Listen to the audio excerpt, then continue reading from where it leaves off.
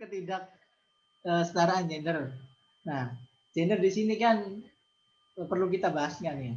Kalau gender itu kan bukan dari perbedaan. Bentar dulu. Gender dengan seks itu kan beda. Kalau seks itu biasanya cuma ya kayak tadi biologis dan jenis kelamin kan antara laki-laki dan perempuan. Nah, kalau gender itu kan biasanya seperti yang sudah banyak di-post sama SJW feminis lah ya. Gender itu tentang apa ya? Suatu kondisi masyarakat seperti labelan di sini itu seperti kayak perempuan mah udah tinggal di rumah, tinggal masak, tinggal ngurus anak, kayak gitu-gitu loh, pelabelan. Nah, kalau dicapnya lah, kalau bahasa gampangnya pelabelan itu.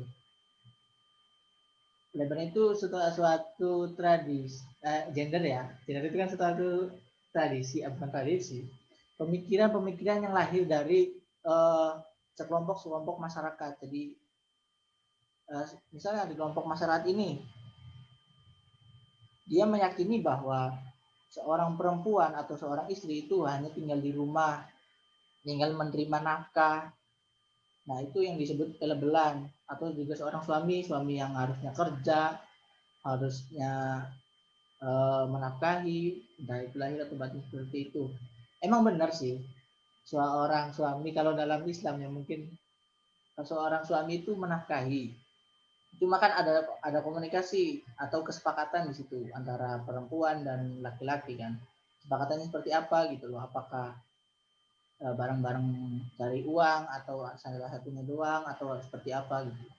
Jadi pelabelan di sini itu seperti cap kepada seorang suami atau seorang istri. Kurang lebih seperti itu. Gimana ini? Oke, bisa dipahami. Jadi balik ke ini ya, maksudnya kayak sesuai dengan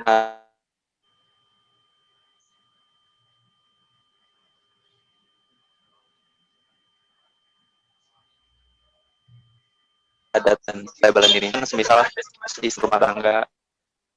Tapi kalau mengacu di yang di kitab-kitab kuning itu, suami itu kan yang nafkahi dan yang mengurusi rumah tangga dan lain sebagainya. Sedangkan istri itu tugasnya yang cuma ngurusin anak dan ya kebutuhan biologis lah.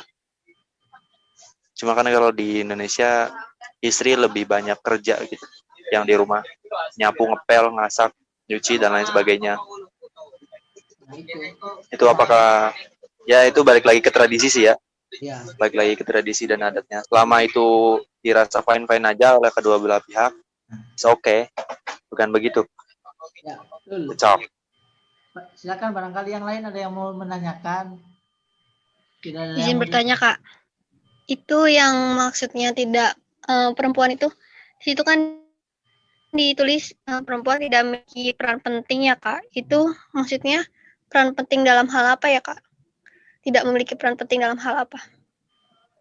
Ya, terima kasih pertanyaannya. Tidak memiliki hal penting itu biasanya dalam keluarga. Misalnya, kan tadi seorang suami kan menafkahi. Nah, ini kan suami dianggap penting karena menafkahi ini buat kehidupan sehari-hari gitu loh. Padahal perempuan juga mempunyai peran penting yang lain gitu loh, seperti mengurus anak, apakah ya masalah rumah tangga kan diurus oleh seorang perempuan. Nah, ini tidak dipandang oleh sebagian orang gitu loh. Jadi tidak orang-orang ini memandang bahwa tidak memiliki peran penting. Mana sudah terjawab apa belum? Oh iya, Kak, oke. Itu mau nanya yang tentang gejala juga, Kak, gejala HIV/AIDS. Boleh. Silakan. Ya, itu kan biasanya katanya nggak ada gejalanya ya, Kak.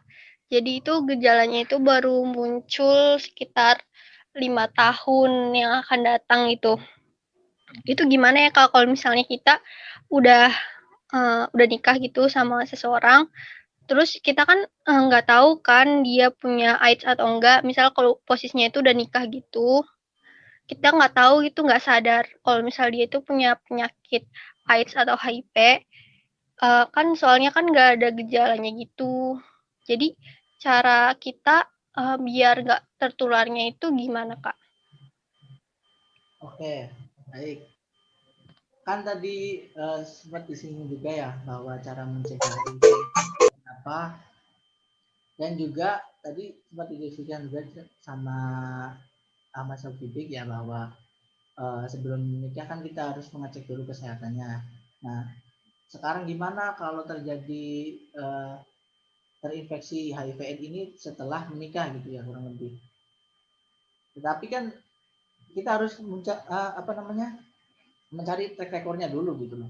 Misal seorang suami yang terkena HIV/AIDS, berarti suami ini ada macam-macam. Kan tadi sebelum nikah sudah dicek, sudah tidak ada penyakit gitu loh ya. Nah, setelah menikah setahun, 2 tahun, sampai 10 tahun, baru ketahuan bahwa suami terkena HIV/AIDS. Berarti di dalam rumah tangga antara suami istri ini, seorang suami atau seorang istri melakukan perselingkuhan atau bergonta-ganti pasangan untuk berhubungan seks. Kan sempat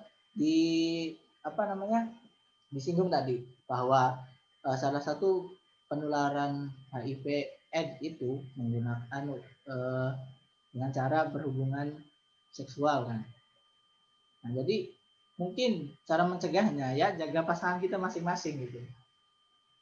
Kalau bisa memakai kondom setiap kali berhubungan kan biar saling menjaga lah, sama juga bisa merencanakan kehamilan gitu.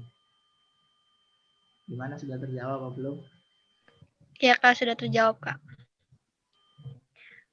Terus buat kayak upaya pemerintah ataupun itu kesehatan lainnya untuk masyarakat kan ini ya Kak kayak masih awam banget kan buat ngelakuin pengecekan seksual kayak gitu kan Kak.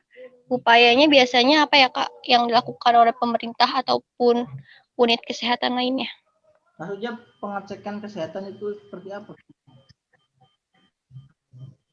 Itu yang tadi sebelum nikah Kak. Itu kan kayaknya masyarakat masih awam banget kan Kak untuk ngelakuin hal tersebut. Nah, ya sebenarnya kan ini ya ada penyuluhan melalui BKKBN. Nah, BKKBN nantinya kerjasama dengan pemerintah daerah di misal kota kabupaten. Nanti ada turunannya juga ke kecamatan. Dari kecamatan nanti ada turunnya juga ke desa. Nah, seharusnya biasanya itu setiap